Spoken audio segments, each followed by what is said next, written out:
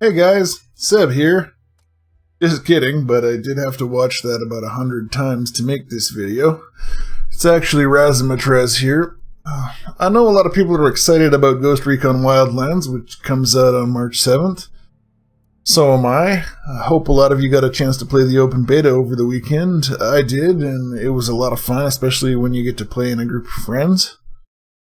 If you didn't get a chance to play, though, you might be wondering how it will run on your computer. Now, there are lots of creators on YouTube showing off their gameplay using brand new i7s and GTX 1080s, but what if you have an older machine?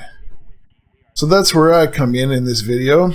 I have a lot of older computers and older video cards, and I got all of them up and running for beta weekend and benchmarked a ton of different combinations, both in the in-game bench and in actual gameplay. In this video, I'm very quickly going to go through the benchmark results I got so you can have some idea of how your system might run. First, a little bit of tech talk describing my setups. If you want to jump right to the benchmarks rather than listening to that part, I'll leave timestamps in the description. So first up, these are the systems I tested. First one was an Athlon II X4 620, which is a 4-core from 2009. Stock speed was 2.6 gigahertz. This was the first ever quad-core released for under $100. It fairly easily clocks to 3.0. I did a few tests at stock speed, but far more at the overclocked speed. The second machine I tested was an Intel Core 2 Quad Q6600. This is probably the most well-known quad-core released, and definitely the chip that started the multi-core revolution. It has a stock clock of 2.4, but easily overclocks to 3.0. A lot of them overclock to 3.6. Mine doesn't. So I tested at both the 2.4 stock and 3.0 overclock. The third chip I test is an AMD Phenom II X4 965 Black Edition. This was also released in 2009. It's from AMD's higher-end lineup at the time, but it's on the same architecture as the Athlon. This chip is clocked at 3.4 base, but I also tested a few GPUs with it overclocked to 3.8. Had a little bit of trouble getting this one higher, and I had no temperature reading, so I didn't want to push the voltage much above 1.4. 4 gigahertz should have been reachable, though. The fourth machine I tested is another AMD Phenom, this time a Phenom II X6 1090T, which is what I would call the first budget 6-core, released back in 2010. It really never competed with Intel 6 cores, but in a lot of applications these are actually still better than 6-core AMD Bulldozer chips, and they often still sell for over $120 on eBay even though they're 7 years old, because they are the top of the line chip you can get if your chipset is 700 series or older. And finally, I tested on an AMD FX 8350. This is a current 8-core from AMD. It will be replaced, I believe, tomorrow with Ryzen, and it's about time. Although it's still a relatively modern chip that can compete with i5s at least up to Haswell, the non-Ks anyways. It's definitely had its day. Moving on to the video cards I tested, in order of approximate processing power. The first is a Radeon 6770, 1GB DDR5 version. This was released in 2011. It's a rebrand of the 5770 that was released in 2009. And I will note that they haven't made a driver for this card since 2016, and the last Windows certified one was from 2015. The next card I test is a 1GB NVIDIA GTX 560 Ti, a mid-range card released back in 2011. The next card I test is a 2GB GTX 670. This is a fairly high-end card that was released in 2012. No longer high-end, but at the time it was second in order. The next card I test is a GTX 760. This one is a 4GB version. It's a mid-range card released in 2013, but very comparable, in fact, pretty much the same chip as a 670 with a few fewer stream processors. But this version has 4 gigs of VRAM, which makes it special and frankly helps a lot in this game. The fifth card I test is a Radeon R9 280X 3 gig version. This was released in 2013 and is basically a rebrand of the Radeon 7970 GHz edition. This is a triple slot card with a 250 watt TDP. It's a monster. It runs hot. But it's a fairly common card and you might still have one. And finally, I tested a GTX 980. This is obviously still a fairly high-end card. It's a bit faster than a GTX 1060 or an RX 480, although it only has 4 gigs of VRAM. But this is what I used just to see what the chips, the CPUs could do when there wasn't a video card getting in their way. Now I also have an i5 4570 and an i7 6700K clocked to 4.5 with GTX 1070s. But you can find a video with that kind of build all over YouTube, so there was no point in my testing that. So methodology. All tests I did were done using a 1080p monitor, HDMI as the input, and an Elgato capture card with an external capture computer, rather than running any kind of screen cap software. This is to avoid the slowdowns that software like Fraps and even shadow play generally causes. Even a few frames are important when testing older gear. And not all of the cards support things like shadow play or relive. Frame rates are captured in the in-game benchmark software, as well as using Riva Tuner Statistics Server, which can affect frame rates a little bit, but it's necessary if you want to get results outside of the game benchmark. You might wonder why I didn't test every combination. Well, it takes at least 20 minutes of record time per combination, plus the shutdown time, time to change parts, time to clean and change drivers, and I have over 30 hours of footage just to get what I have. Also, there's this. Servers weren't exactly stable throughout the beta, so spending the time needed to hit every combination was unfortunately impossible. It was also impossible to do more than 2 runs to average for each combination, so for that reason these results are not intended to directly compare setups, but rather to give you a decent idea of what you can expect if you have something similar. It was also impossible to try different weather effects, nighttime, etc., as I did everything in the first province right from the start of the game. Okay, let's get into the benchmarks. So up first, we have the Q6600 running at stock speed 2.4 GHz with only 4 GB of RAM. In this configuration, I only tested the Radeon 6770. It is simply not playable. Even at 720p, it only averaged 19 frames per second. This is due to the lack of VRAM and lack of drivers for this video card.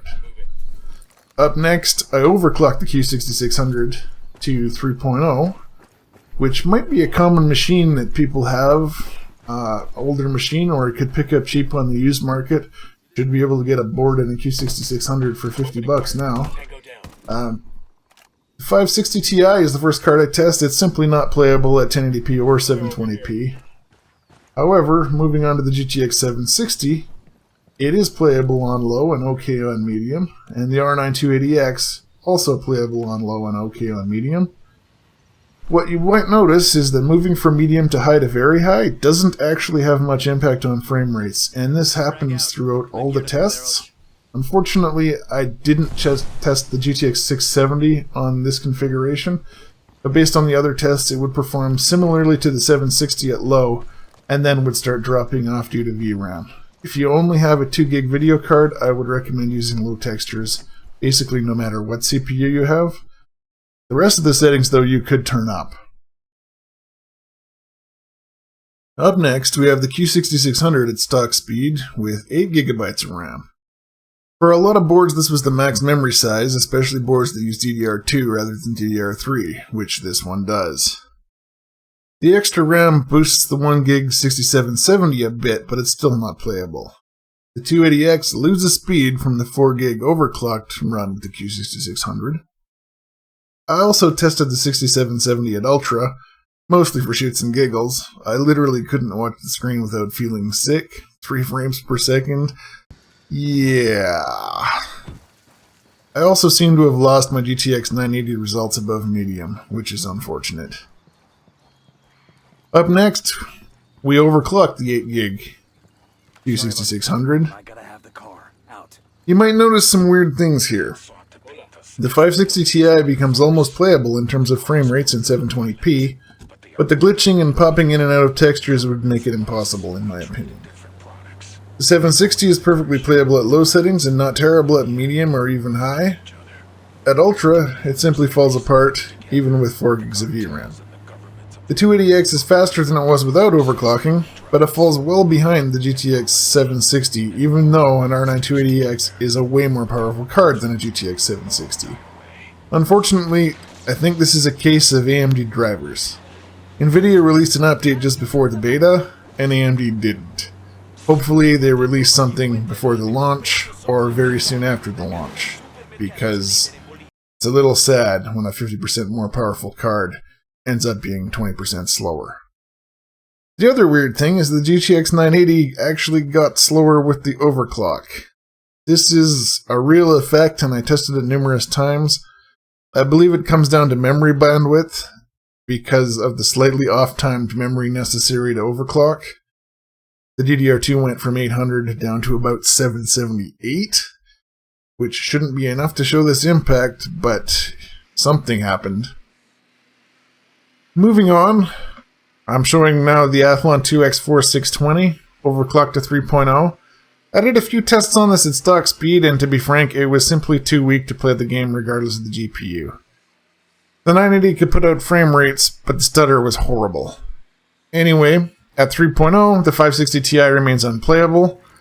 The GTX 670 is quite playable at low, and even on medium, where its RAM starts to become limiting. The GTX 760 does alright up to medium and doesn't get too bad even up to very high, although I probably would choose low here. The 980 actually falls behind the 670 and 7060 here, showing how limiting this CPU is, and again, something about the 980 requiring memory bandwidth. I suspect interface speed or cache speed is the limiting factor here, although, at least in the case of the 620, an overclock made the 980 faster, unlike the Q6600. Finally, we move away from the edge of barely playable onto the Phenom 965 Black Edition. This CPU has no trouble at all getting to playable frame rates, and even making the GTX 980 perform closer to its ability. The 560 Ti almost becomes playable at 720p with a low frame rate near 30. The flashing and texture swapping is not fun though. Having less than 2 gigs of VRAM really just won't work with this game. The GTX 670 easily plays on lower medium, even up against its VRAM limit. The 760 runs well in low and is playable in medium all the way up to very high, although I probably wouldn't go above medium with high textures. And the R9 280X outperforms both the 670 and 760, as it should, and is playable up to very high. Very high preset with medium textures would be ideal for 1080p play here. Alternately, if you prefer getting close to 60 FPS, low preset with high textures would also work. The GTX 980 gets into the 60 FPS range at every preset until it hits a wall at Ultra, and drops to a still playable but not ideal 38 frames per second. I'll note, I did overclock this chip to 3.8 afterwards, and in limited tests it improved frame rates on the 280X and GTX 980 by 5 to 10%, but I'm not showing those results here. For fun, I also tested the 2GB GTX 670 at Ultra. It was a slideshow. Moving up to the Phenom 1090T, I've stopped testing the 1GB cards as they are simply not usable, and it wasn't worth taking the time to do so. This processor basically runs exactly the same as the Phenom 965, actually a touch slower, which tells me that this game is not optimized to use more than 4 cores at all. The 1090T actually turbos above the 965, so this is a little bit strange. Regardless, the 670, 760, and 980 are all playable.